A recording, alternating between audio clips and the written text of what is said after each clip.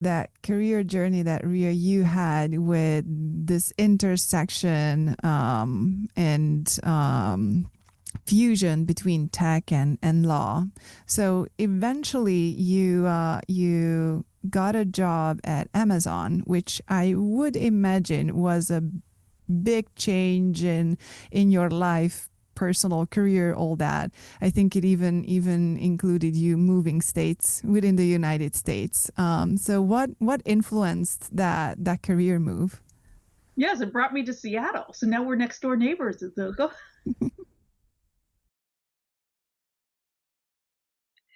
So I had moved out of law firms into being a general counsel for a tech company in Cincinnati. It was an amazing experience for me because I got to really broaden my legal chops beyond intellectual property into all sorts of areas. Everything from litigation to corporate governance to immigration. And I was working in areas that I had never dreamed I would work in at that company. But over the course of the years that I was there wasn't as much opportunity to do work in the open source area. And I was even finding it challenging just because of the other duties that I had at this company to even find time for intellectual property in general. I was finding that I started out where I was doing a fair bit of intellectual property for them, but as time went on and other needs arose, I had to outsource the IP work and basically take on a more managerial aspect to that as opposed to the day to day doing of it. So after about 4 years, I really missed being part of the intellectual property world. And so I decided that I wanted to look for an opportunity that would let me either get back into patents or get back into open source in some way. And this is where I got connected to Julie Mowers at Amazon through Dave Marr.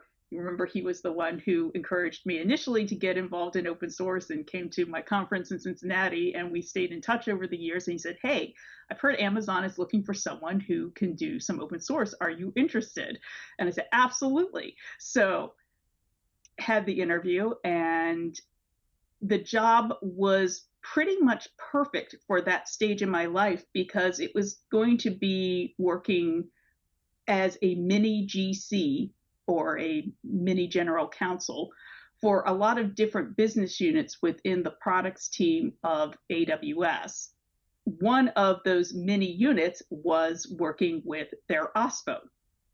So I was going to get to do open source work, but also leverage some of the experience I had from working in the company I had been in to use those talents and experience to help the other business units. And I also added into the mix working with their M&A team, doing what I used to do with the law firms in terms of open source diligence. So really a perfect merger for where I was at that stage in my career. Did you like as you moved to Amazon, which is like a large company, a lot of people, I assume processes and all those things. So how do you remember this period? Like did it feel still like a steeper learning curve into like how a large tech company is approaching this intersection of tech and open source? Or did you feel that all the things that you learned, you were just able to put them in practice on a day-to-day basis? I think there was a lot of give and take both ways. So there were specific things that I was bringing to the table where I could improve processes or contribute my knowledge. But Amazon being what it is, it was also drinking from the fire hose, and just the sheer diversity of open source issues that I got to deal with because of all the different product lines, whether it was on the AWS side or the broader Amazon side, that was an amazing experience to be able to play with all of these different technologies and interpret how open source licensing applied to them, within them, open source projects that Amazon itself was launching. All of these were really incredible working experiences. But the best part really was working directly with their OSPO, because Amazon, being who they are, they had just an amazing group of people in their OSPO who had depth and breadth of open source experience, and I just drank it all in. What did you find the most interesting at that time? I assume you really got to work with open source on a daily basis there. Like there was no further desire that you want more than what you already got in terms of exposure to it.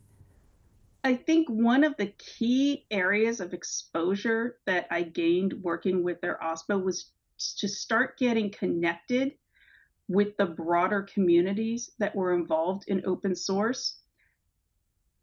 Up until this point, and while, yes, I had organized that conference in Cincinnati, I had not really become engaged in projects or foundations up until that date. And to be honest, I look back on it now and I'm a little perplexed as to how I did not get involved in some of these things earlier, given that I was really interested in open source once I discovered what it was.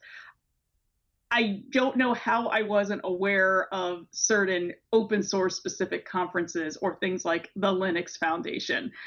That just kind of blows my mind right now. But I think it probably was some combination of the fact that working either as a GC or a lawyer trying to make billable hour goals at the same time that I had small children, that affected my priorities and what free time I had available to be able to engage. So I think it was maybe more of just not the right time in my life to expand where I was putting my energy because I had other priorities.